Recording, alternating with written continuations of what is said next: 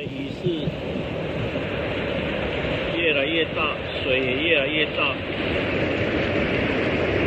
很多石头都跟着雨水滚下来。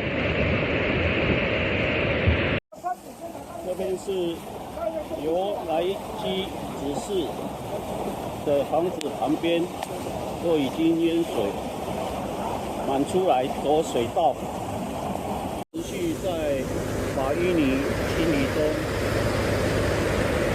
位于前任村长由来基旁边的水沟。